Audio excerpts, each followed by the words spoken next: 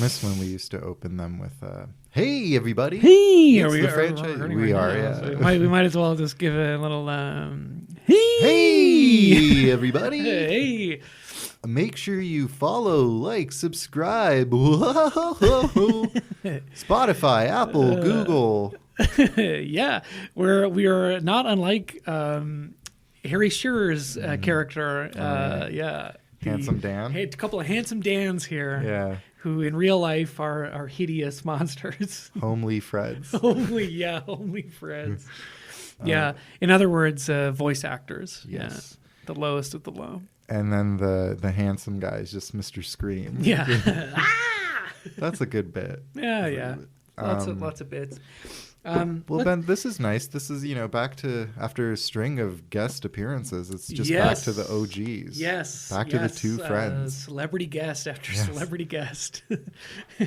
Mary Jane, Jesse, Katie, Paul. The beat of the four lads from Liverpool. That's true. The original shitty Beatles. Mm-hmm. Glitz and glamour. I don't know. It feels kind of weird. Just the two of us here. Just the two of us. Yeah. We can make it if we try. That's funny. I remember that song. Mostly through Mike Myers having ruined everything he touches. This man, every bit that he crafts, every catchy, a line or impression or a pop culture reference, it's seared into my brain. Yeah, true. Like, rewatching the two Wayne's World movies, there are so many little lines and references that quietly just ingratiated themselves into my life. Like the quotes we mentioned last episode. I still say I fear change and whatnot, and just a quietly influential couple of films. Yeah, I mean, or maybe not so quietly. I mean, they're pretty. That's true. They were huge. They were pretty big, right? First one, biggest SNL movie of all time. Yes. Oh, yeah. And we also forgot to mention. Well, okay. So last episode got a little bungled up, had little technical difficulties. But when you're throwing Wayne stock, you're gonna have, as we saw in the film, a couple of curveballs. Yeah, a couple of road bumps. Mm-hmm. Yeah. And that's okay. We're learning. We're growing as people, as podcasters. Adapting, evolving. Changing. Yeah. Like the Survivor show. We're getting smarter, faster, stronger. Soon we will take over. Yeah. Soon we will make our move. Yeah. If we haven't already made it already. That's true. Anyway, no, wait, what was I saying? We screwed up the last episode. That's okay, because we're back and it's the same day. Just to give you a peek behind the curtain, we're recording Wayne's World 1 and 2 back to back, which is important for you to know, only because when you watch these two movies back to back, as you might have when you were younger, but probably not, because we were talking about seeing Wayne's World a lot on TV in bits and pieces, or like on a VHS tape or whatever, like at a sleepover or something. And then maybe you see the second one at some other point, or maybe it's also on TV or something. Watching the two back to back in the same sitting, they really do bleed together a lot. Yeah. Not so much the plot or making it feel like they're two indistinct films, but the bits. There are bits in this movie that I swear to God were from the first movie. Yeah. Like when he does I'm the Leprechaun. I for sure thought that was from Wayne's World 1. Oh, that's funny. Yeah. Is there anything like that for you? Like You're having Wayne's World Mandela effect. Yes, of course. Yes. Yeah. Not quite. I think there was a moment where I was like, oh, that's in this movie? Maybe when we were watching the first one. That, yeah. But what really stuck out to me was that, we all know, Mike Myers' bit is kind of reusing the same joke in the sequels, and it's kind of bigger, Wayne's World 2, no exception. Yeah, no, he really does that. Like even and we see like the thing with Kevin Pollak when he's got ocular albinoism or whatever in one of his eyes. One of his eyes doesn't have a pigment. And Wayne is like struggling not to draw attention to it, and they're saying trying like, not to say I and cross the T's and dot the lowercase J's. Yes. Which is they do the same joke in Austin Powers. So it's like his bits. Oh, yes. They skip franchises, you know what I mean? Like, yeah, it's not even the case of Wayne's World 2 doing a bunch of references from Wayne's World 1 or The Spy Who Shagged Me doing a bunch of references from Austin Powers. He cross-pollinates his franchises with the same jokes. Totally. He is a monster. and a Canadian icon. Yes. And come on the pod. Anytime you're welcome to come and discuss The Love Guru, Studio 54. What are the other? Pete's Meteor. And now that's a deep cut. I just pulled that out. Look it up. Pete's Meteor. It's a movie with Mike Myers in it. Mystery Alaska. Shrek. Oh yeah, of course. Sorry. Hello. Sorry. I was trying to think. Earth to bed. I was trying to think of his big. Get out of my swamp. That's what he said. He's a French Canadian. Tabernacle. Donkey. I wish I knew French for donkey. Also, come back. Saint Jean sur Richelieu listeners, come back. Oh, we alienated them with what? With Die Hard or something? Pourquoi? Yeah. Oh well. Je ne sais pas. Yeah, you know what? Listen, you can come and go as you please, right? Open door policy. You want to listen to one episode, you don't want to listen to the next one? That's okay. We're not obsessively tracking and refreshing the page to tell us who's currently listening right now. Yeah, as we're recording this, we don't like give a shit, right? It's cool if we don't like give a shit. Yeah. It's cool not to care. It's cool not to care. I'm really apathetic and nihilistic. Yeah, black-pilled. Yeah. Gulp. Gulp, gulp, gulp. Yeah. Ooh. Nothing matters, man. Like Metallica said. Yeah.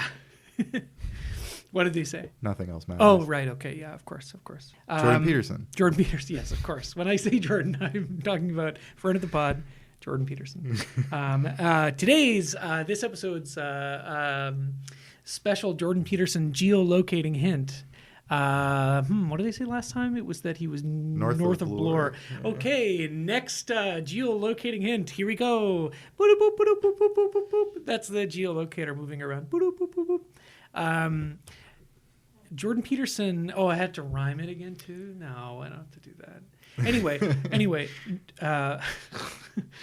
north of Bloor, south of DuPont. Okay, now that's pretty close. Yeah, we're taking. Yep. We're zeroing in. That was like a big jump. That's huge, eh? Yeah, that really. That's really helps. Yeah. I should have said St. Clair or something. Shit. No, perfect. Anyway, nobody from Toronto is gonna go hunt him down and do anything to his family or whatever. You can't kill what is already dead. Yeah, it's very true. Yeah, Alien versus Predator. Whoever wins, we lose. Yeah. Yeah, it is one of those situations. But the net is closing in on you, Jordan. He can feel it. Yeah. Yeah, you're like a rat in a cage. No, wait, what does he say? No, what's the line in Shutter Island? You're like a rat in a maze. Not in a cage. Rat in a maze. That makes sense. I don't know. You ever see that movie? I've seen it. I'm you're not like the a biggest rat fan. You don't like when he says you're like a rat in the maze? Is that Jackie Earle Haley? Okay. yeah. That's Rorschach? Great. Yeah, it's Rorschach, yeah. Yeah. You're not in here with... Oh, I'm not in here with you. You're in here with me. You're in here with me. You're like a rat in the maze. With me. With me. That movie's so good. Okay. We're not here to talk about Shutter Island 2. We're here to talk about Wayne's World 2. Yes. The hastily rushed sequel. Baby. Yeah, like... A year later. They don't... Yeah, like... the system just doesn't work like that anymore, really, right? No. I don't know. I say that with confidence, like I know what I'm talking about, but... I don't think so. Not on that scale. They don't immediately greenlight a sequel like that and pump it into production so that like less than a year later it comes out. The only thing I can think of is Matrix Reloaded and Revolutions, but that's because they filmed them concurrently. That's and they were both like 5 years after the first Matrix. You know, it's not like the initial movie followed by a completely separate sequel. Yeah. It's different in cases where they like would have filmed like a trilogy, like Lord of the Rings. Lord of the Rings, yeah. Yeah. But yeah, I think Reloaded and Revolutions came out like less than a year or within the same year or just barely over. Both in 2003, I think. Right, there you go. And the world was never the same. Truly, Yeah. We woke up. Wake up! I can't wait to do those movies. Yeah, that'll be fun. Yeah, not for a while though. No. We have a schedule that we're adhering to. We're adhering, because we're sticklers. Yeah. Speaking of sticklers, we have the director of Wayne's World 2, Steven Stickler. It's kind of Steven weird. Stifler? Oh, sorry, Steven Surgic. Sorry, I mispronounced his name. I'm sorry. Oh, look at that. Yeah, they gave Penelope the boot. Well, as we were kind of getting into in the last episode, like Mike Myers, a total monster on the set, difficult man to work with. But as Penelope Spheris, the director of Wayne's World 1, who clashed with him on the set, as she so beautifully put it, it's all worth it because he's a comedic genius and once in a generation talent. I love gold. I ate a baby. You know what I mean? It just, can you imagine? Okay, I know she said that after she saw the first Austin Powers. Yes. Very funny movie. Yes. But it's just funny that it's like he's, torturing, like a torturous person to work with. Yeah. And then you see the movie where he's like, do I make you horny? And you're like, oh my God, he's brilliant. He's like Beethoven. Yeah, to be fair, the generation she was talking about was the generation of people born from 1990 to 1995. Oh, yeah, of course. That's the generation. These are ones, yeah. So Penelope Spheris not directing the movie, not involved. And I think the film is all the worse off for it. Yeah. It looks good. It looks like like a however many $1 million like studio comedy from the 90s. They all look good. They all look good compared to like Netflix slop that we all line up at the trough to fucking eat out of. Yeah. And by we all, I mean not us, because we are got booted off of our friend's Netflix Yes, account. actually, yes. My dad did text me and he said you can't use our Netflix anymore. VPN. Yeah, well, I just don't. There's just nothing I'll watch on there. Fair enough. And anything I do want to watch on there, I will steal. Legally. Right. Legal movie download. Oh, I should mention too, we did not have to legally download these movies. We watched them on stunning 1080p Blu-rays. 2-pack. Yeah. Tupac. Tupac. Yeah, they sold them together. Yeah. And they look good. Yeah, they do look good. They look good. But yeah, the first one definitely has a bit of Penelope's like artistic flair, like that opening Bohemian Rhapsody scene. They're... Well, it has a lot of scenes of Wayne and Garth like hanging out and like being dudes. Less of that in this one.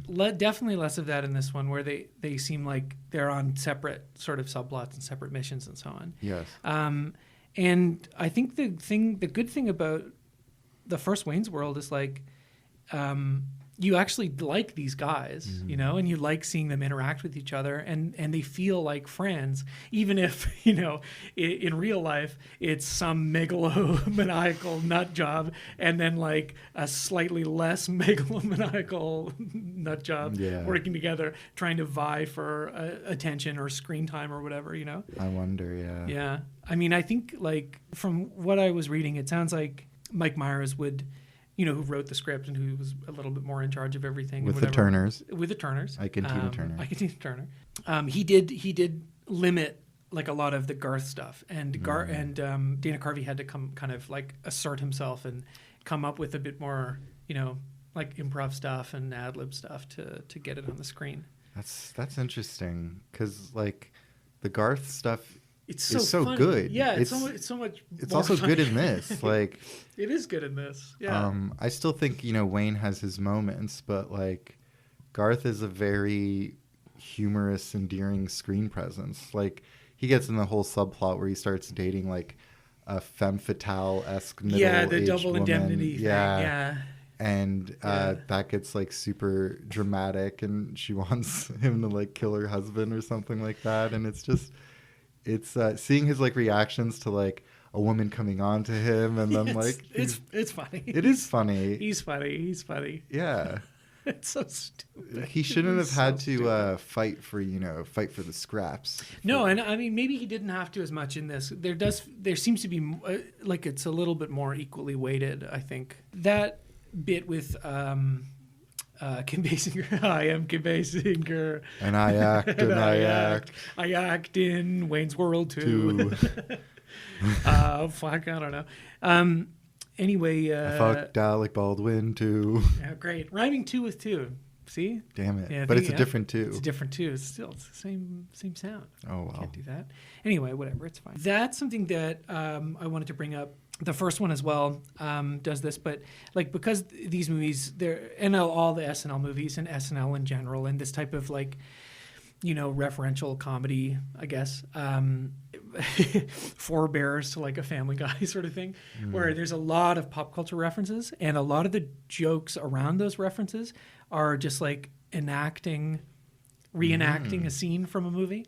And so this one has, the what's in Wayne's World 1 is they have that Terminator 2 joke, yes. right? Which is like not a joke. It's just like, have you seen this boy? And it's the same actor. Yeah. So Patrick. That I feel like the equivalent to that in this movie is the Jurassic Park bit. But I find the Terminator bit in the first one it's funnier. It's definitely the Terminator bit was the thing I thought was in the second one. When I watched it, I was feels like isn't that in the second one? Yeah. But yeah, the Terminator bit is funnier than the Jurassic Park bit. Yeah, so I always because it's actually Robert Patrick. It is actually him, and that's not actually the same T-Rex from Jurassic Park. It looks that T-Rex way was worse. put down, and they had to get a new T-Rex for this one. Yeah, it's a shame. Yeah. So like Terminator 2. So Jurassic Park, obviously, I had seen before these movies. That was like a huge childhood movie, so I probably would have picked up on that, but.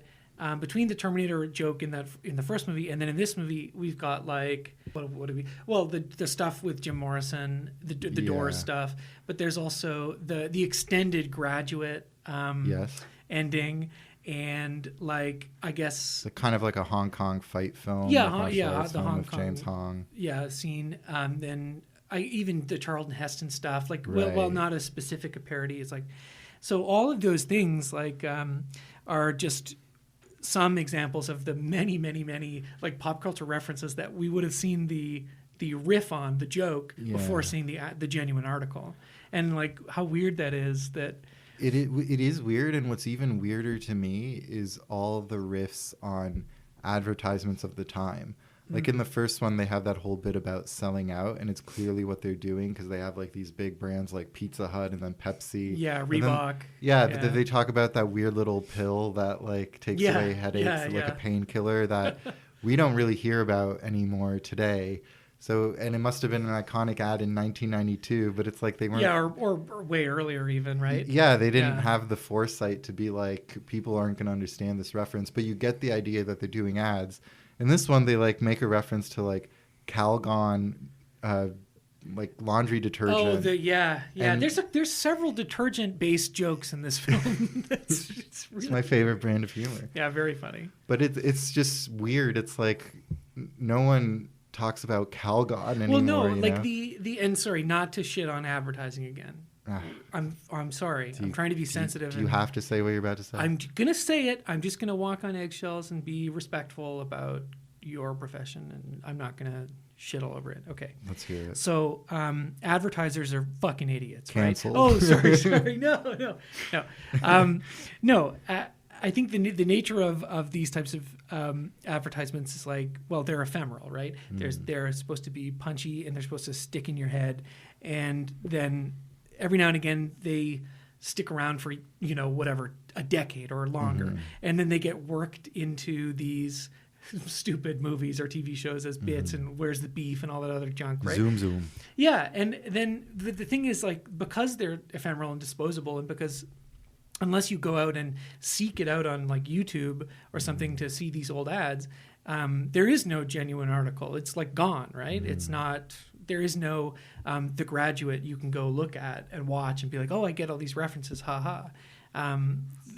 like, and that makes these jokes so much worse, I think. Yeah. Like when the joke is a riff on an advertisement from like the 80s that I wasn't alive to see and then have never seen, it doesn't really hit the same, you know? I totally agree. And I think it works better in the context of the first film because it's about selling out and stuff like that. And, you know, whereas this one's not really about that. This one's kind of like Magic Mike's Last Dance. It's a let's put on a show movie. Yeah, but it's barely about that. Like it's not really about anything, right? True, yeah. It's really like it's a pretty cynical cash grab sequel. Yeah. Not that I didn't enjoy watching it again. Yeah. Necessarily. I have to say, like, after watching them back to back for the first time in years, yeah. I still quite like and have a real fond soft spot in my heart for the first one. Yeah. And while I see the kind of cracks in the second one a bit more, it still makes me laugh. It still makes me smile. It's still like a casual feel-good film. You know, like, because like you said, nothing really happens, and it's always so tongue-in-cheek that, you know, you never actually feel sad or bad or anything. Like, it's rare, because they also don't make them anymore, but, like, you know, it's just a big, dumb comedy that just wants to make you laugh. And then that's the only thing it's concerned with. And sometimes it actually hits, you know, like years later, still hits. We laughed. So. And if you look at that list that I had read on the previous episode about all the other SNL movies like Coneheads and It's Bad and Blues Brothers 2000, like Wayne's World 2, if Wayne's World is not counting Blues Brothers because that's kind of its own thing, and not counting MacGruber because that's kind of counting the 90s to early 2000 run when Lorne Michaels had dollar signs in his eyes and was like, this is it. Wayne's World, I think by far the best of those. Not that I've seen all of them. Like, I know none of us have seen It's Bad. I really want to now. Oh, yeah, me too. But Wayne's World 2 might just be the second best just because, like, it's funny and, it's funny. It's funny enough compared to some of these other things, I think. Totally. I would agree with that. I haven't seen, a bunch of those either. What constitutes an SNL movie is so strange because it's like, I guess the characters had to be from SNL, but then you have these movies, you know, like we were just talking about Adam Sandler movies, like those feel like SNL movies, but they're not. Because he came from SNL, Yeah, and like, you know, they feature SNL cohorts like Norm Macdonald. Yeah, like Happy Gilmore feels like kind of similar to this kind of vibe. Totally, right? but Happy Gilmore wasn't an SNL character. Nope. Alternatively, I could like picture Happy Gilmore being an SNL character, but then I'm like, how the hell were like the Blues Brothers an SNL character? Like, what the hell like were those skits like? It was like, a different time. Yeah, like what is like the idea behind the Blues? Like, fuck John Landis, but I do like that original Blues Brothers movie. And I haven't seen it forever. Me neither, so but I know it's got great music. You know, it's also got steeped in music and blues, obviously. Yeah, and lots of cameos from cool funk cool musicians and soul musicians. So it's cool, but it's like that was a comedy sketch, you know. I don't know. I also don't really get. I mean, I don't know. I guess it's just like so long ago that it's like. Is it that it's funny because they're white and they like the blues? Is that it? Or, you know, the John Belushi always just goes, "We're on a mission from God." Yeah, like, that's funny. That's funny. I don't know. Who knows? Yeah, I think it's just because we hate Dan Aykroyd. It could be that. I listen. I don't hate Dan Aykroyd, but not personally. Right. But Alex and I, we spent some formative years of our lives in Kingston, Ontario, aka Dan Aykroyd's prowling grounds. Because we did time at the penitentiary. We did time at the penitentiary, like the Blues Brothers, just like the Blues Brothers. And every now and again, you would hear tell of Dan Aykroyd sitting at a bar in Kingston downtown, being lecherous and going up to young college age women and saying, "Hey, did you ever see Ghostbusters? Do you believe in ghosts? Have you tried my Crystal Skull vodka?" You're the person who told me you had a friend who was in line at like the grocery store. Somebody told me that, and then I told you that. Okay. I have no idea if that's true. Yeah, but yeah. Tell them. Not confirmed, but very believable. That someone was in line at a grocery store, and then Dan Aykroyd was behind them and was kind of like doing the impatient thing, like kind of peeking over them and like, you know, like, oh, come on, hurry up. And then he was like, you mind if I like go ahead of you? And the person was like, yeah, you can't. And he was like, do you know who I am? Yeah. Yeah, do you know who I am? And then he said, Ghostbusters? Like, yeah, it was something like that. I have no idea if that's true. Yeah. But we like to think it is. I never personally interacted with Mr. Aykroyd in Kingston. In a sense, he was like a ghost, something I heard about. And a buster. And a buster, yeah. Busting makes him feel good. Let's leave it at that. Yeah. Yeah. But yeah, like talking about SNL, there's this, I don't know if your experience is the same, but there was a period in like elementary school and maybe into high school where like watching SNL, current day SNL, either getting to stay up late to watch it or like watching reruns and like coming and talking with your friends about it at school. Like we would watch it and there were some characters we'd like, and when you're younger, you're like, oh, it's got this legacy, and like your parents maybe tell you about it. There's all these bits, and they're easily digestible for a kid because it's like, the satire is like at a pretty like minimal level, like an easily understandable level. And then when you're older, like, I don't know, SNL now, like, it's a fucking I don't know who's miserable on it. joke. Yeah, I don't know. But then you hear people talking about, oh, like the good old days of like SNL, like there was nothing like it. Like in the late 70s, early 80s, like it completely blew up TV and blah, blah, blah. And if you go and watch those, like, I know they're very, I guess, kind of dependent on that cultural moment, a lot of the skits. But like some of them they're terrible. And I don't know. I mean, I know we sound like we're like, I don't know. I don't know what I'm saying. Well, we have experience doing sketch and improv comedy. Yeah, of course, obviously. Yeah. So we are qualified to talk about this. But yeah, if you think about it, like SNL, they do like 30 episodes per season every week live. They have a week to like fill up. It's like a long show too. It's like 2 hours. They have two musical breaks, Yeah. So you have a week to come up with a 2-hour show, and you got to do it for like however many weeks in a row. Like with all sketch comedy, it's going to be hit or miss, but they're like setting themselves up to get a lot more misses than hits. And when I think of like the cream of the crop of sketch comedy shows, I'm thinking of something like Chappelle's Show, where it had like 2 actual seasons with like 12 episodes each season. All like, kind of pre-recorded sketches, nothing live. And even then, like Chappelle's Show, which I consider the best, there are some sketches that are just, not as good as others. I feel like it's a numbers game. Sure, every now and then there's a funny sketch, like Will Ferrell as Alex Trebek was pretty funny. Like I had that too, like in grade 7 and 8. Yeah, totally. That's when we would have been watching. Which compared to now feels like comedy gold, right? Yeah, and like you said though, you look back on it, it's like it's not that funny.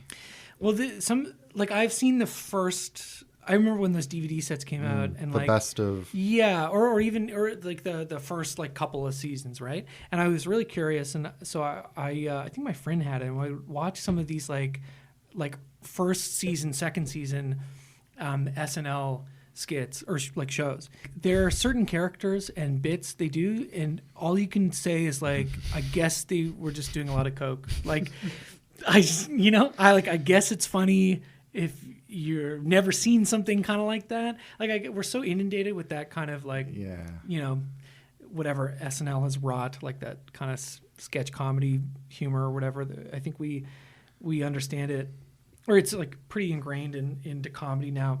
Maybe in a way it wasn't back then, but like some of those things, like it's just like, I guess if you're really, really high and you're kind of like, Belushi level, like you're gonna die soon. Level. Yeah. And you're like, okay, what about a samurai? What if I'm a samurai and I like work at a submarine sandwich shop or something? And I actually, now that I'm talking about it, it's pretty funny. No. Yeah, but it's also weird because it's just lazy. I don't know. Going on to SNL is like so many up and coming New York comedians' dream job. You booked SNL. Yeah, of course. And it's like what? So you get to go on and do like middling sketches every week.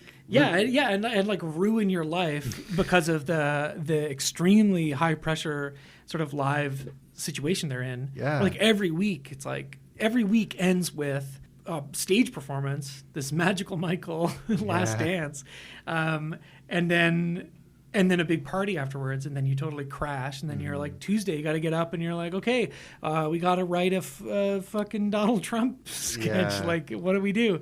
And that's how it ends up being like, oh, he's got small hands. Like, oh, he's orange. It's weird, and it's weird how it still has this social cache, they post who the musical guest is going to be, and the musician gets really excited.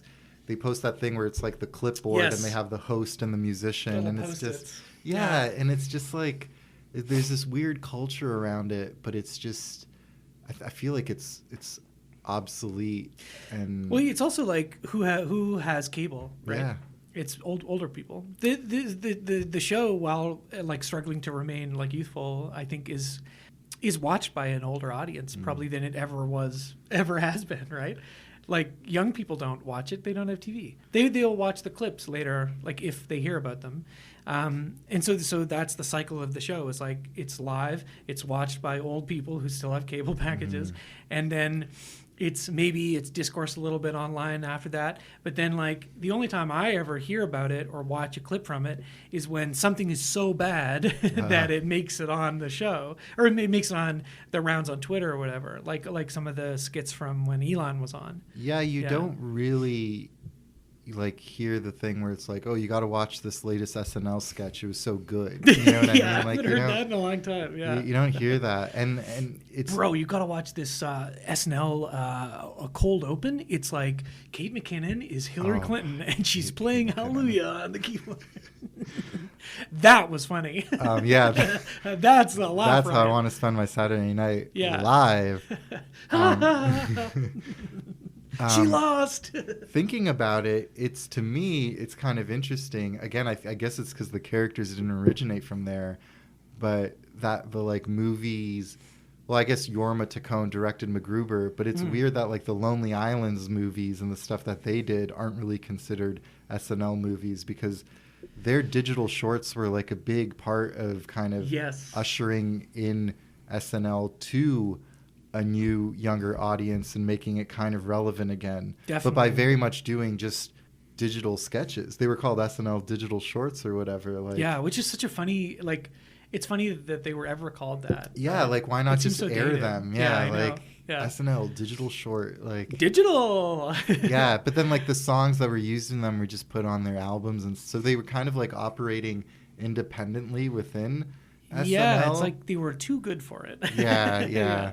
But then, you have movies like Hot Rod and stuff, and that has, like, Andy Samberg, The Lonely Island, Bill Hader. I guess it doesn't count as an SNL. But is it not produced by Lorne Michaels, maybe? Maybe.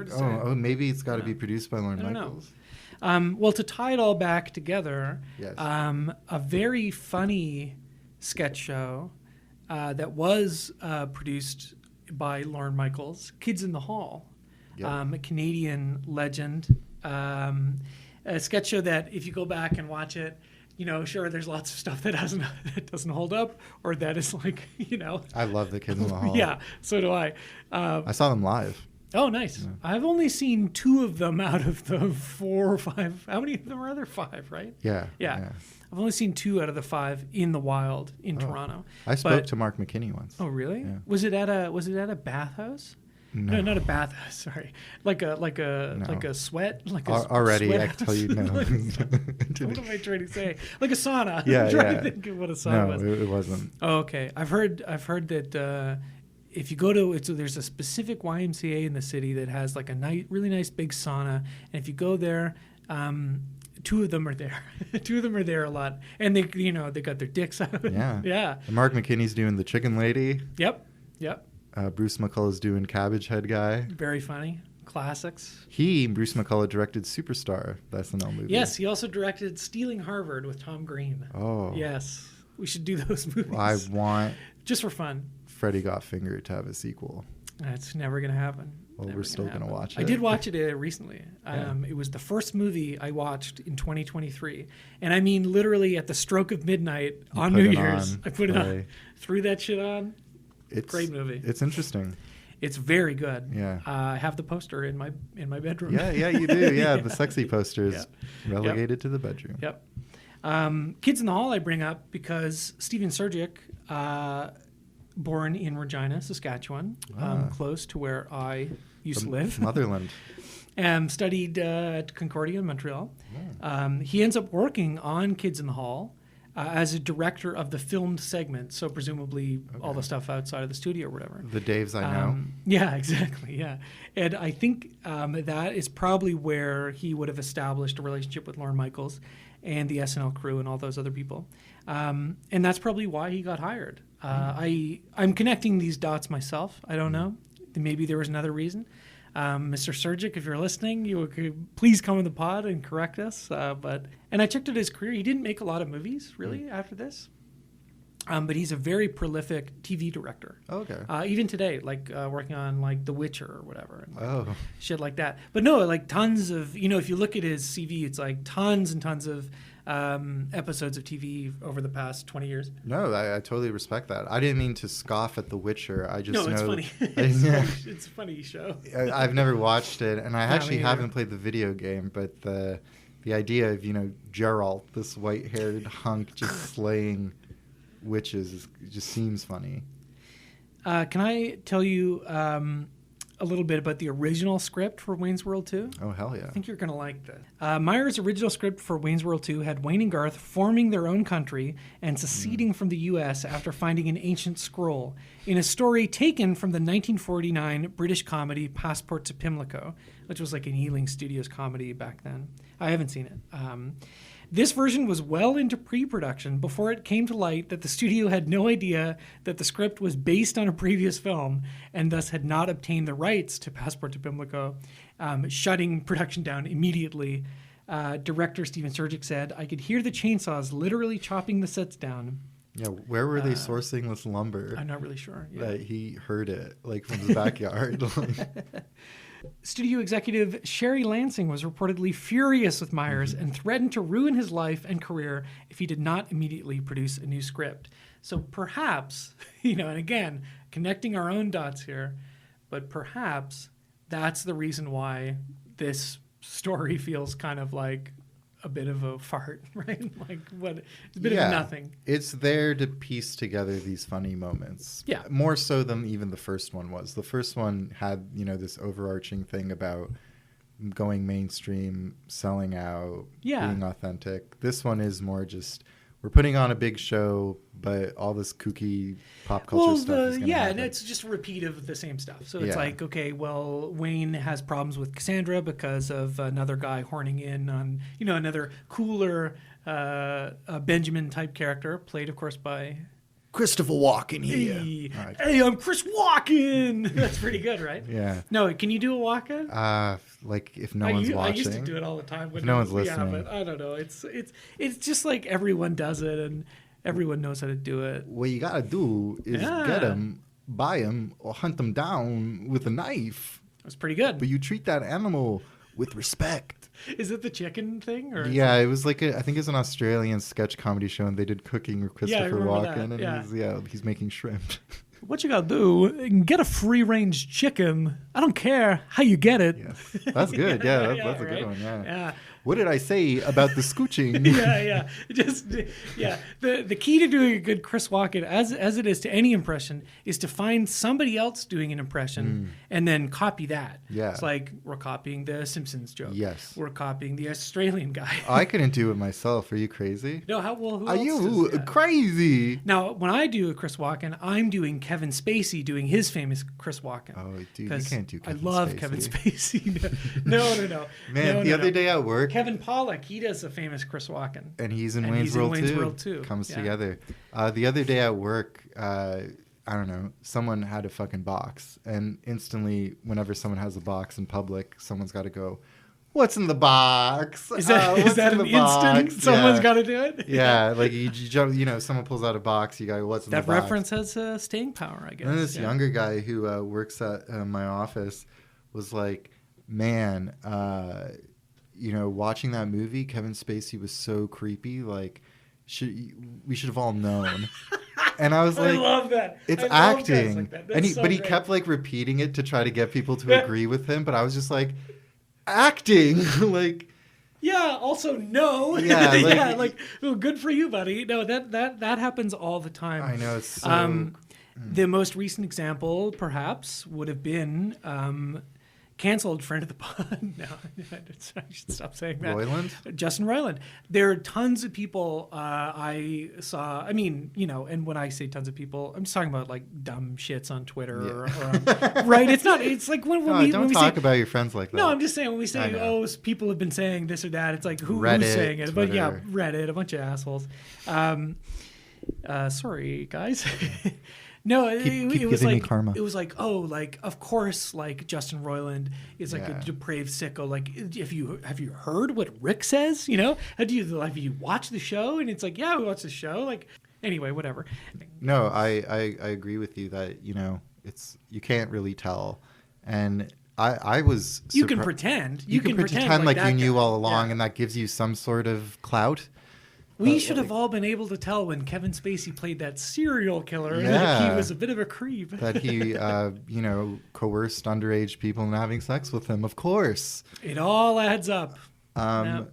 But the thing about Justin Roiland was like, no, I can't say like, oh, I saw it coming. But what really weirded me out about him was they leaked some of his text messages and Oh stuff, my his God, thirsty yeah. ones. And he texts like Brutal. Morty. Yeah. Like he says weird, awkward. He texts like, oh, like that's so hot. It's Yeah. it had that tone to it, which Oh, was like yeah. very Yeah, maybe actually that's not a good example because sometimes every now and again you're like, yeah, he's something wrong with that man. But I would have figured like Morty and Rick were characters, but then just he probably lost it somewhere along the way. I don't know, man. The one person who we've spoken about this and we were both like, we could kind of see this one coming was that award-winning journalist fallen from grace, Andrew Callahan, because that guy's whole right. shtick. Oh, that was a whole other. You're right. That's actually probably a better example than Roiland. No, but I Forcing think we could tell because first of all, he got way too big for his britches, and Yeah. it went from being like all gas no brakes to Channel 5 with Andrew Callahan. You start seeing him getting interviewed all over the place as if he's an interesting person or like I want to know something about him. He's like on Hot Ones.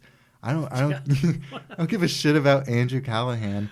And then he makes this movie, the documentary, the HBO one, and I watch it, and it's so much of him and him like interpreting things for you, and it's like I don't want to watch this. What I liked about the interviews, like from back in the Instagram days to the YouTube days to HBO, was talking to crazy fucking Americans, sometimes crazy Canadians. Yeah, I think in that case, like, obviously I didn't know anything to do with his personal life or what he was, how he treated women or what he was doing, like behind the scenes or whatever.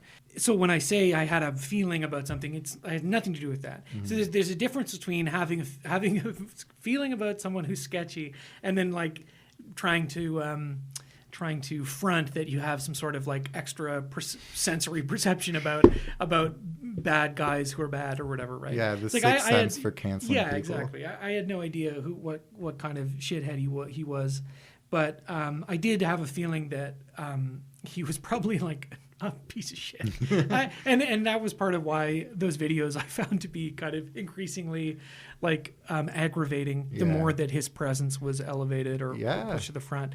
So it's something like that. I don't know. Basically, I think the thing you should take away from this discussion is that the only two people in the world who like have their heads screwed on straight, know what they're talking about, and can accurately predict who will be canceled next are Alex and Wayne Ben. and Garth. Excuse me, Wayne and Garth. Wayne Campbell and Garth Algar. Algar, yeah. Two uncancelable. If they get canceled, they get canceled for Wayne's World too, which does have ups the casual racism quotient. I think some things haven't aged super well. Yeah, it's Some gags 1993. have, yeah. The two of us have aged perfectly since then. Yeah. Yeah, true. We can both go to the bathroom on our own. Yeah. We fend for ourselves barely. Well, sort of. Yeah. Yeah, not really. Yeah. Exactly. We put our clothes on. So some things I liked about this movie. The only things I liked, I would say, are the isolated bits here and there that I like enough that they feel like they should be in the first movie. Like, I really like the Charlton Heston cameo, which I think is really funny. I really like. I like Chris Walken. I don't think he's really he doesn't have he's not as present in it as I remembered. He doesn't have as many like. He plays it way more straight than Rob Lowe did. Like Rob Lowe played it straight, but he had very slimy. Yeah, so slimy that it was funny. Like the way he would like smooth talk and just lie to people's faces. Like he's really giving it. I mean, he's also in more of the movie. Yes, like that whole subplot with Cassandra, I guess, being wooed by the more successful, more charming man, producer or whatever. It feels really like half-baked, right? It's just the first movie again, except that I guess in the first movie, you don't really necessarily get the sense that she likes Rob Lowe or would leave him for Wayne. Right? Like, there's never really a point where she actually, right? No, it's just kind of Wayne's jealousy. It's Wayne's jealousy. It's all in his head. And in this one... She's going to marry Christopher Walken. Yeah, she's at the altar with Christopher Walken. So it's like, her character is basically thrown out the window. Like, she's a prop, right? She doesn't have any... Well, it's just there to do the graduate joke. You know? It's totally. It's like set up for that specific joke. There's no actual human drama or connection throughout the whole thing. The graduate joke too is like pretty much just the graduate straight. It's just like they But then it's a rock and roll version of Mrs. Robinson. It's a rock and roll like Me First and the Gimme's like Mrs. Robinson or whatever. And then instead of him swinging around a cross, he swings around a guitar. Hell yeah. Yeah, an cool. axe. Yeah, an axe. A nice cherry axe. I love the little lick that Diddy Kong used to play when you would beat a level as Diddy Kong in Donkey Kong Country 2. Oh, yeah, okay. Diddy Kong's Quest. Yeah, I remember this. Yeah, he would play... he played a little riff on the guitar? Or no, maybe he brought out a boombox and vibed to it for a bit, and the female monkey with the ponytails who could float through the air played a guitar. Yeah, and who's that? Was it Dixie Kong? Never... Oh, yeah, it is. Yeah. Dixie Kong, yeah. You got it. Okay. I'm pretty sure it's Dixie. Gaming credentials solidified. Dixie Kong. There she is. Yeah. Damn. Okay. Wow. Okay. Hello. QT. What does she look like now?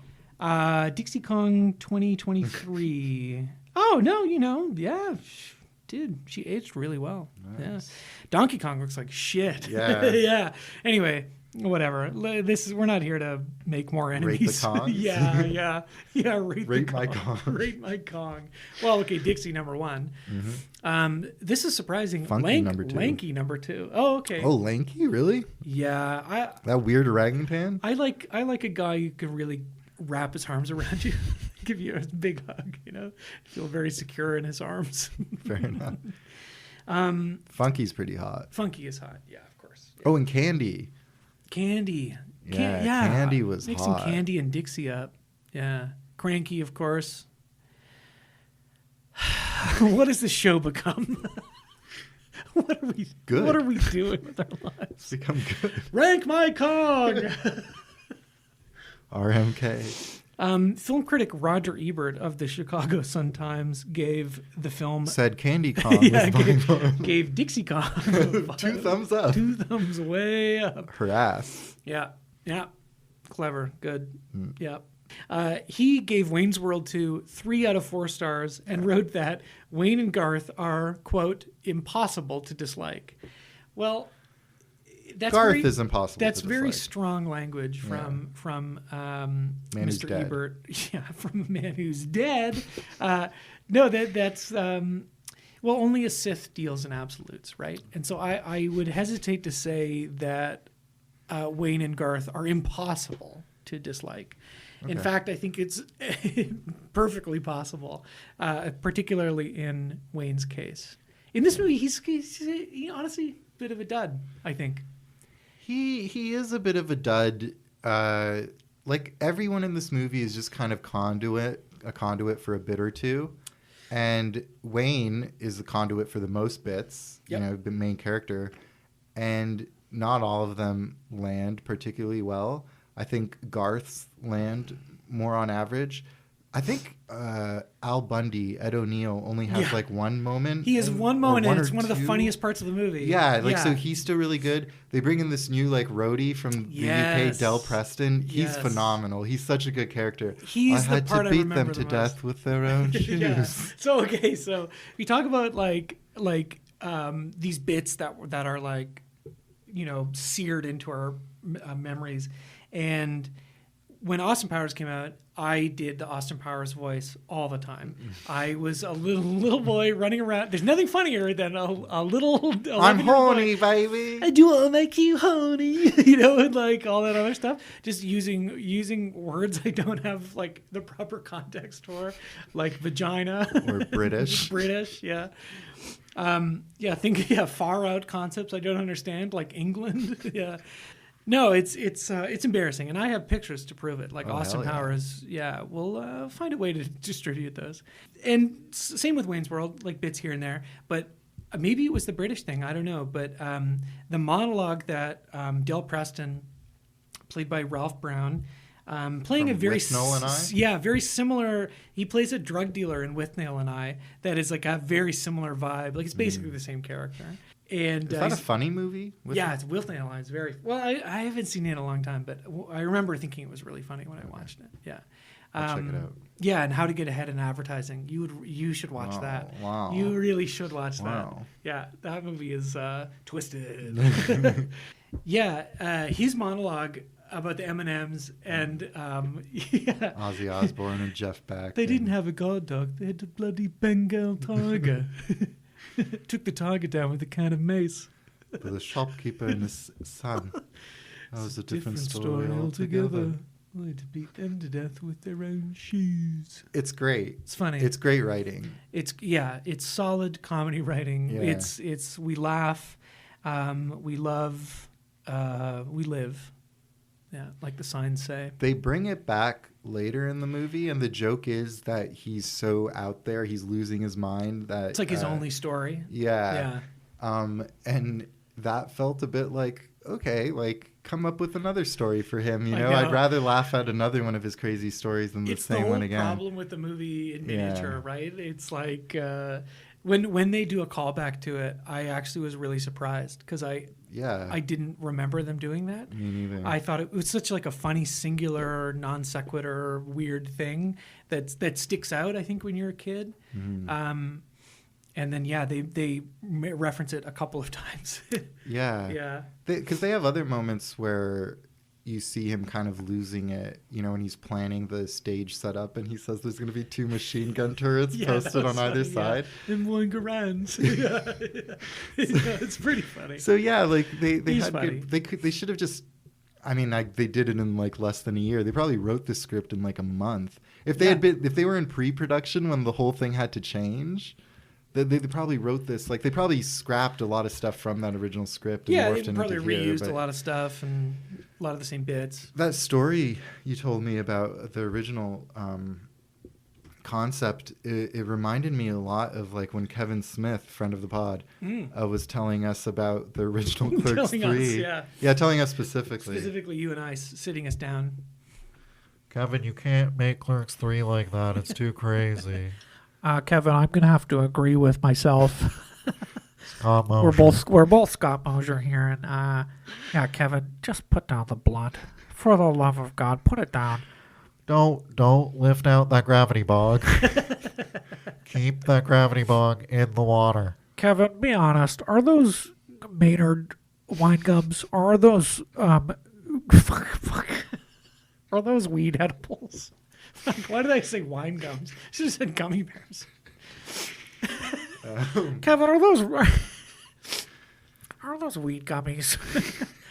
You have a fucking daughter. Take care of your daughter. Harley Quinn's. There's going to be in another movie with Johnny Depp and you just put down the 6-foot bong. Poor Kevin. It's got a diffuser, man, and it's got an ice catcher. It's a roer. I got an idea for my new script, Red State. Religion. That's kind of fucked up, isn't it? I wish we could do a better Kevin Smith voice. He just says "and shit" a lot, right? And cats. Yeah. He loves calling people cats. He likes, he's a cool cat. These Catholic cats. Yeah, and shit. Dogma. And shit. Yeah, dogma and shit. Catholic. Yeah, right. Snoogans. Yes. My wife's taint and brown area. As the tweet says. We should read that tweet every episode as of the a show. prayer. Yeah. Oh, it's really quite heinous. All right. Well, yeah, there really isn't that much to this, is there? No, it needed more Chris Walken, you know. And speaking of SNL and Chris Walken, it needs more cowbell. Very funny. Yeah? Very funny joke we all love and laugh at. I have a T-shirt that says "I need more cowbell" or whatever. I got a fever. Yeah. And the only remedy is more cowbell. Like, I'm just laughing just thinking about it. That was one of those sketches that everyone was going crazy for, and then when I finally watched it, I was like, "Oh, okay." I don't know. I mean, Will Ferrell looks funny when he's doing the cowbell. It's true, he does. Yeah. Chris Walken is one of maybe the only non-SNL member to get like a best of DVD, right? Oh wow. I'm I actually don't know if that's true, but he has one. I remember because I watched it, and that's where the cowbell thing was. I watched it on Will Ferrell's. Oh yeah, maybe that's what it was. But there must have been a Chris Walken DVD. I think earning that DVD is probably the highlight of Chris Walken's career. It's what he looks back on most fondly and is most proud of. That he has in Best of SNL. I won an Oscar for The Deer Hunter. For 5 years, I had this Oscar up my ass. Get it? The Pulp Fiction. It's Pulp Fiction. Pulp Fiction. No, nailed it. Quentin Tarantino. Pulp Fiction. Written and Tarantined by Quentin Directorino. Hey, whoa! That's wild. That was a meme I saw once. That's it was some. really funny. No. Claim that for yourself. I did it. No one will know. Let me write for SNL. What you gotta do? You gotta be in a movie with. No wait. What's the name of this movie? You gotta be McBain. He's in a movie.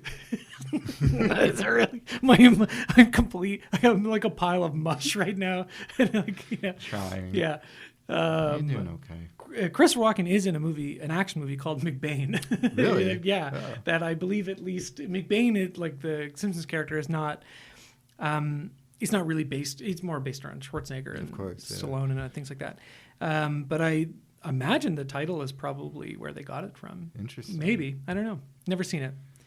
McBain, come on the pod. Yeah. Christopher Walken, too. Harry Shearer. I promise we will not do any Chris Walken impressions if Chris Walken comes on the podcast. Speaking of, I just remembered, Harry Shearer plays Handsome Dan. Yeah.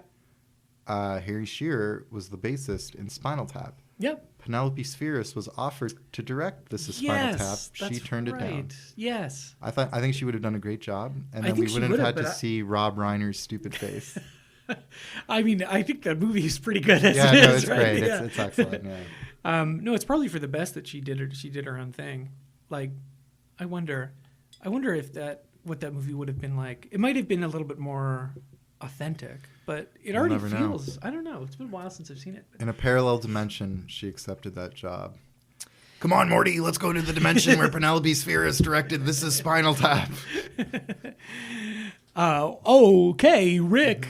Yeah, Christopher Walken's going to take over voicing Morty. Wow. Yeah.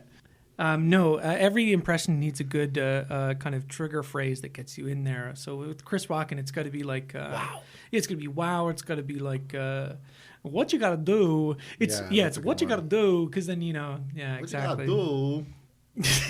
Yeah. Look, I don't think it's any secret that we would both rate Wayne's World 1 over Wayne's World 2. Let's get into the official franchise ranking. Yeah, I give the Wayne's fastest World franchise we've done. 1, 4 franchises out of 5. What? I give Serious? I give Wayne's World 1 4 franchises out of 5. Huh? You mean 4 out of 5? I give it 4 schwings. 4 schwings Out of 5. Okay. Or maybe 3.5 schwings out of 5. Yeah, sure. I'll give Wayne's World 2 2.5 to 3 schwings out of 5. I think that sounds reasonable. They're both pleasant to watch. You're not gonna like regret watching either of them. You'll have a laugh or two. They're impossible to dislike. Minimum 2 laughs. Yeah. This is our most consistent franchise. 2 for 2. Yes. And so quick, one after another. One blessed thing about the movie is that there are a lot of fun cameos. Mm-hmm. And I do mean fun. Early on, we get Robert Smigel and Bob Odenkirk as nerds, kind of like, you know, what Wayne and Garth could be if they weren't cool and didn't have their show and weren't dating Cassandra or Kim Basinger or whatever. And kind of triggers an existential crisis for Wayne, right? How lucky are we? We're lucky boys. There is not 1 but 2 Aerosmith performances in this movie. Yeah, that's how. Dude looks like a lady. I That's fucking how hate blessed that you are. song. It's terrible. Yeah, they suck. My dad had an Aerosmith CD when I was growing up, so that's how you know my dad was a bad person. Actually, Aerosmith, I wish Katie was on this episode. That was the first concert she ever went to. Whoa, her dad cool. was like a big Aerosmith fan or something, Yeah. so she loved it, right? Because she was just a kid, and like her dad's taking her to this like hard rock concert. Well, and your dad is telling you this is cool, so Yeah. you're like, yeah, cool. Yeah, that adds to why she loves Armageddon so much. Oh, it all makes sense. Yeah, it comes together. Mind blown. Yeah. Yeah, not a big Aerosmith fan. I would say I know like their earlier stuff is very well respected and amongst rock and rollers, but never having listened to rock and roll myself, I never really got into it. So I prefer smooth jazz. yeah, Smooth. it's DJ Smooth. Sorry. I promised I wouldn't do it again. You got so excited, your eyes like opened wide I know, at the it's chance just, to say it's it. just the stupidest joke. Harry Shearer, of course, very funny. Tim Meadows is Sammy Davis Jr. Oh yeah, he was great. It's pretty funny. He's I completely telling forgot about Jim that. Morrison about JFK's assassination. Yeah, like when yeah. they enter the dream, he's like, "See, JFK was like." It's really funny. It's a funny is- scene. It is really funny. Heather Locklear, not as funny. Drew Barrymore as Björgen Kiergan, a very dumb, like Swedish accent joke. She looked beautiful. She was fucking I didn't realize Drew Barrymore was that beautiful. Alex is drowning in I'm a drooling. pile of his own drool right now. Yeah, I'm drooling and I'm wet. I'm wet like a female. How did you not know that Drew Barrymore was like a total babe? I don't know. because In the parlance of Wayne's World. the movies I think of her in, like, I don't know. In this one, she's like blonde. Yeah, she's and- always blonde. She's always blonde. Well, a lot of the time, yeah. Oh. You ever see? She dated Tom Green, or like they were married. Yeah, they or were something. married. Yeah, I love that. I so can't wait much. to watch the Charlie's Angels movies when he's in the it. Chad. Yes. Hello, my little starfish. Yeah. Oh God. Like what an amazing romance. She's in Freddy Got Fingered as well. Oh yeah. Briefly. Yeah. Yeah, I don't know, but she has red hair in those. Oh yeah. Well, Yeah. she has red hair. She's blonde hair. You know, it's Hollywood, baby. You can change your hair color whenever you want. She looked absolutely stunning.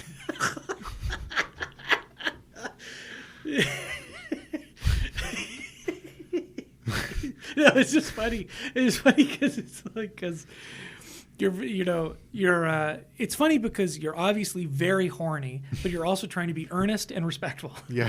and it just makes for a funny contrast. Hey, like I know Does not compute. I can Oh, see woo! your blood vessels popping. Like you wanna do the howling wolf. Hubba, hubba. Yeah.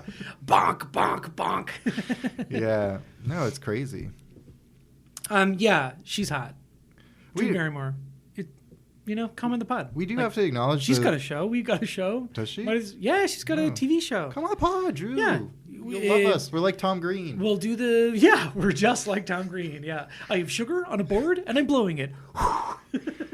You can't hurt me in my cheese helmet. Where's your LeBaron Freddy? In reality, someone who looks as unfortunate as Mike Myers could never be with Tia Carrere. Probably not. But then again, as we have learned through watching many films, being ugly is, for a rich, well-connected man, not really a big problem. This is true. Right? This is true. One of my first ever grade school crushes was this woman named Alex, and she was a bit. That's weird, isn't it? Well, yeah. That's weird. Yeah. That's narcissistic, Alex. I'm fucked up. Yeah. But sorry. she was a big fan of Relic Hunter, and would always recommend it to people. So because I had a crush on her, I watched Relic Hunter, and I was like, oh my god, that's Cassandra from Wayne's World, and in it she kind of played like an Indiana Jones-esque person who hunts relics. Yeah, Relic Hunter. Not to be confused with Relish Hunter. Yeah. Yeah, that's just a middle-aged guy from Illinois trying to find the best Chicago dog. Yeah, good. Sounds good. Illinois, because these movies are set in Illinois, to me is such if you want to portray suburban America, it's Illinois. I think by virtue of this and the John Hughes movies and stuff, Yes, which Wayne does mention that he's feels like he's in a John Hughes movie. Yeah. Yeah, I know what you mean. I guess I think at least the first one originally was supposed to be set in Ontario, right? Yeah, Stan Mikita's Donuts. Stan Mikita's Donuts. A cheap imitation of Tim Hortons. We forgot to mention. Yeah, I that's another joke that my dad would have had to explain to me probably when I was a kid.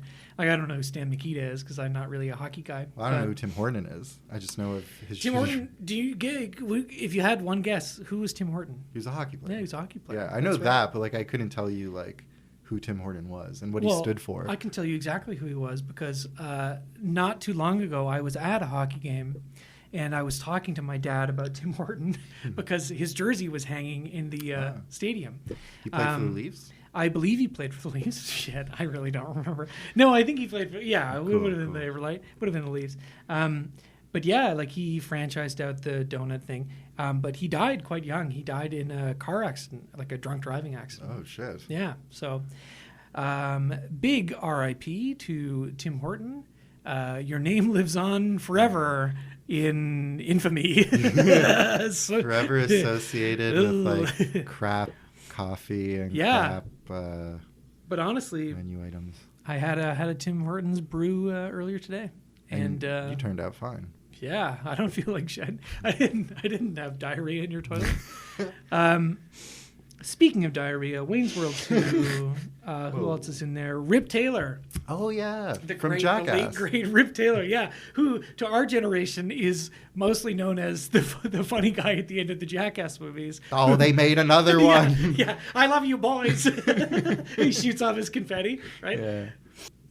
I don't remember. I guess a while ago, or maybe one of the last times I would have seen one of the Jackasses, I was like, I don't really know who Rip Taylor is. Yeah. So I looked it up, and it's he's just a very popular personality, media personality, and talk show guest and game show host. He was on a Hollywood Squares. He was on kind of Hollywood guy. Squares for there years. Yeah, exactly. So yeah.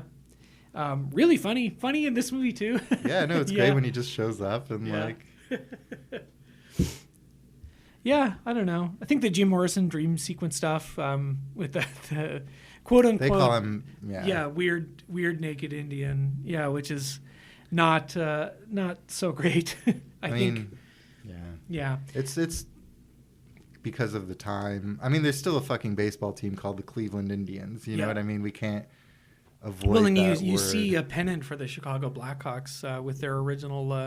Or did they change the logo? No, I think the logo. They still have it. Yeah, it's the chief. Yeah. So and I think obviously it's based on the Doors movie, the Oliver Stone movie, which has an extended sequence, kind of like a trip out sequence in the desert with a First Nations. I think it's actually Wes Studi in that movie, which is pretty kind of cool. I haven't seen that movie in a really long time, so I don't remember exactly, but they're riffing on that, and Yeah, it's racist, and I think the other thing is that it's also very lazy because it just keeps like coming back to it, and he keeps coming back as this like, weird figure in Wayne's dreams and so on. But there isn't anything there. Like it's just the joke is just like, yeah, it's one of those things where look, he's not wearing any clothes, and it's like, yeah, like he's mystic and this and that, right? It could have just happened once, and we could have moved on with our lives, and it comes back with diminishing returns. Yes, but Jim Morrison uses the word Indians in a song. Bad man. Well, yeah, I mean, so yeah, he used a lot of words in a lot of songs. Jim Morrison. I'm not a big Doors fan. Are you? Maybe when I was like in high school. Yeah, I don't know. Yeah. Similar to actually like a few bands we've talked about, RHCP. I think the Doors are like three excellent musicians kind of hoisting up kind of a douchey pseudo poet. Yeah. Sorry, I had to check something. Sorry. No, I agree. He's a hack and a fraud, and it's good that he's dead. That's like your tagline. It's good that he's dead. It's good that he's dead. It's good that they're dead. Please donate to Toronto Red Cross. Toronto's in a very, very bad way. We've been weeks at this point without a mayor, and the gas is starting to seep into our homes. Please send help. Send your prayers. I don't want to die. It's like that. Have you ever read that novel On the Beach by Neil Shute? No. It's just like, it's a bunch of people, they're in like Australia, and nuclear war is happening. There's just a giant poisonous gas cloud. Yes. And they made a movie about it. That's why I know. Yeah, it's just like everyone kind of waiting to die. It's quite depressing. Like they all just kind of kill themselves at the end. Spoilers. Yeah. For all the Neil Shute fans. I think Alex put it really well. Thank you. Listeners, we are barely surviving here in the city without the steady leadership of John Tory. Things are really falling apart. Like, I mean, you can't go outside anymore. And not just because it's cold. I mean, it's like a war zone. Like cold-hearted. Yeah. So please send help. Send money, send food. Send fan mail. Send fan mail to franchiseespod@gmail.com. And like and follow and subscribe. Yeah. Please.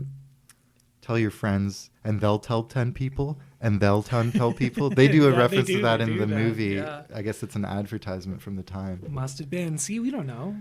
We're not connoisseurs of context like those blank check fuckos. Oh yeah, you heard it. Yeah. Open beef. Yeah. Open beef sandwich. Great. No, don't hurt us. No, don't hurt us. No beefs. Can we be friends too? There is that. No, I'm not getting into that. Never mind. I'll tell you off mic. Oh, that's right. Little off mic action. You don't get to know. You don't get to hear what I'm gonna tell my friend Alex. You worm. Yeah. You're nothing. You're nothing. You little worm. You'll never be nothing. You little worm. You're nothing. You're dirt. A true artist respects the silence that serves as the foundation of music. I love that guy. Yeah. Yeah. They interviewed him on Adam Friedland. Yes. Yes. And somehow that didn't make waves the way that the 1975 guy did. Nobody came for the music trolls. Oh, sorry. Yeah. Mr. Levinson. Yeah, leave Maddie alone. Actually, they're already over it. Like, if you go on the 1975 subreddit, nobody cares. And they're all just like, why would I go Maddie. there? Why would I go there? Oh, to see if there's drama. Nah, I guess you're right. I'm a lurking troll. I'm sorry. It's okay. It's all right. Nothing wrong with that. To sum up, I would say Wayne's World, if you liked it when you were a kid, it's definitely worth checking out again. If you didn't like it as a kid, then don't. I don't know. Yeah, you're probably a weird kid. Yeah, probably. You were probably a kid who people didn't hang out with on the playground when we were reenacting bit for bit, line for line, Wayne's World. Yeah, honestly, yeah. Weirdo. Should we go as Wayne and Garth for Halloween this year? No, okay. I don't want to do that. And I don't think there's anything wrong with that. It's okay to dress up as your favorite pop culture characters within reason. But Mike Myers coming up to you saying, "My culture is not your costume." My culture is not your I costume. ate a baby. I can't wait to do Austin Powers. Actually, that you reminded me. I'm so fat. I'm This- fat because I eat. And I eat because No, I'm sad because I'm. Oh, yeah, I I'm sad eat 'cause I and eat. I eat because I'm sad. It's depressing, man. I feel, We've been there. totally like a fat bastard. Wayne's World and this jumping off point to talk about so much about Mike Myers and Austin Powers. He's the first person on our thumbnail that we've kind of been talking about. Oh my in God! depth. Finally, yeah. We finally got to. And- It's no longer false advertising. Well, I mean, but it's him as Austin Powers, right? yeah. Yeah. Let's But switch it. pretty close. Yeah, close enough. And just to give you a hint of what's coming up, Oh, I think we could tell them. There's no buffer episode. none of the other things on the No, thumbnail. but I think Darth Vader. I'm just taking a look at it. Oh yeah, Jared Leto's the Joker. yeah, we went with the best Joker. We did go with the best Joker. Um, Okay, well, yeah. Why don't you tell everybody what the next franchise is? Well, I think we gave them the clue that that there's a new one coming out in March, and we're laddering up to it. That's why we only did 2 movies, and I think the franchisees are pretty slick with it, pretty John Wick with it. Slick with it. To, John Wick with to it. catch on. It's Jonathan Wick. Jonathan Wick. Jonathan Wick Wiki. Like Jonathan Lipnicki. Jonathan Lipnicki. We're watching Jonathan Lipnicki 1. We're watching Jonathan Lipnicki Chapter 2. We're watching Jonathan Lipnicki Chapter 3. The Stuart Little effect. The Stuart Little effect. And the new to theaters coming out March whatever. Jonathan Lipnicki 4. Chapter Little 4. I'm Vampire. pretty sure that's all it's called, right? Yeah. Little Vampire. Yeah. The littlest vampire. Was he the little boy in Jerry Maguire? Yes. Jonathan Lipnicki 5. Jerry Maguire. Jerry Maguire. Yeah. Jonathan Lipnicki, wherever you are, I hope Come you're on the having a great time. He's yoked now. He's what? He's jacked. He's big. Yeah, and he's got a big Star of David tattoo. Oh, Like, cool. Yeah, I think it's like on his lower abs, like reaching down Oh, towards I gotta his see penis. that. I am frantically googling Jonathan He Lipnicki. is. Oh, okay. Whoa. Yeah, he is big, isn't he? But he's small. He's Yeah, a big. I think he's big. the same height he was when he was in Stuart Little. He's still so small. Oh, and he does have a very big tattoo. Is it on his chest or on yours? It's cock? right here. Oh, it's to the side. It's on where his love handle would be if he had them. any percent body fat. Yeah, it's kind of getting towards Neve Schulman territory. He is shredded. Yeah. Wow.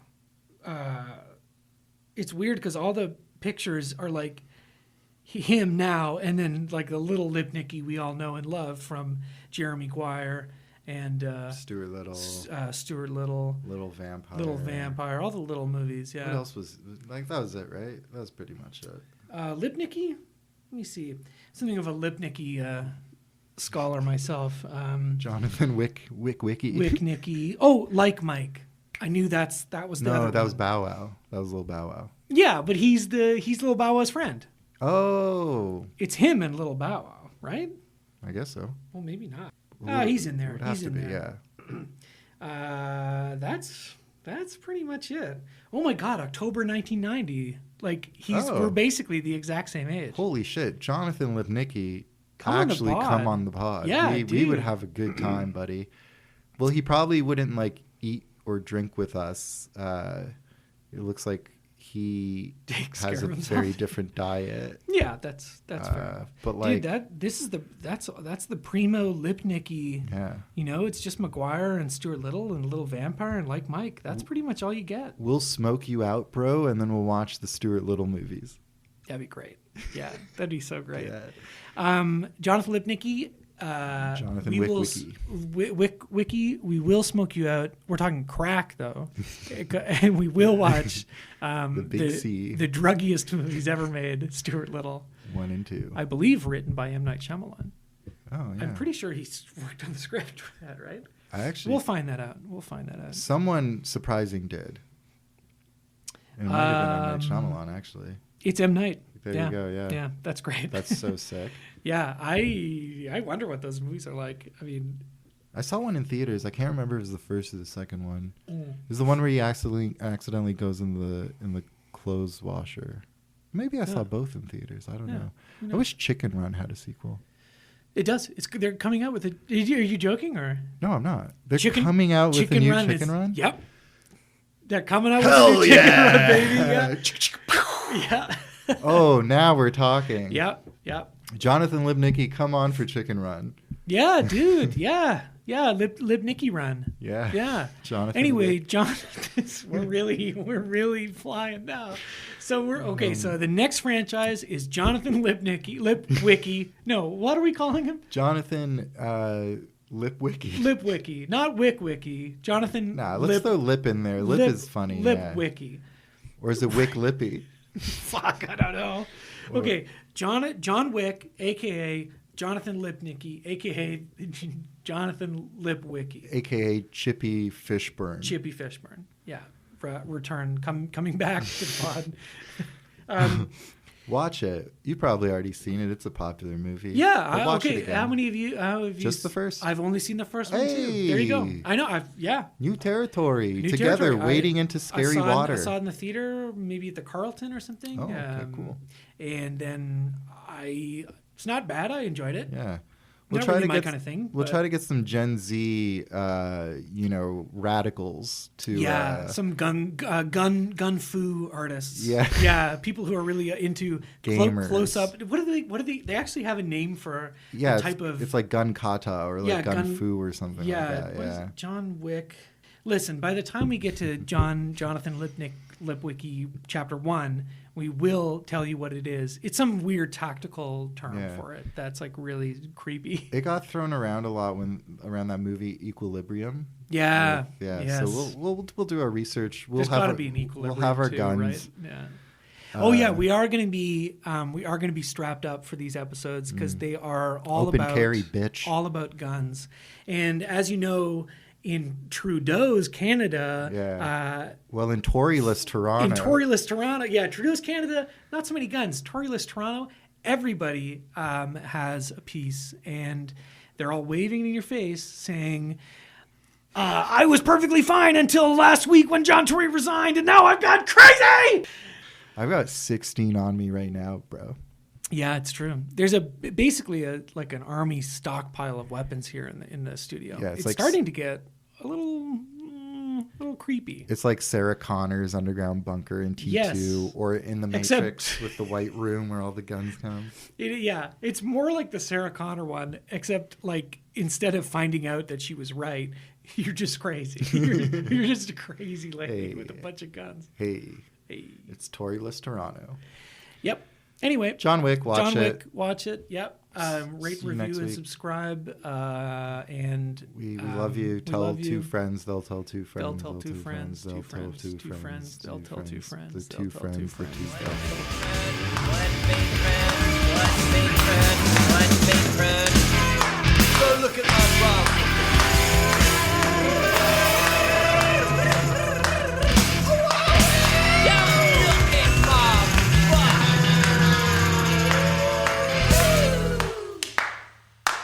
Don't look at my bum.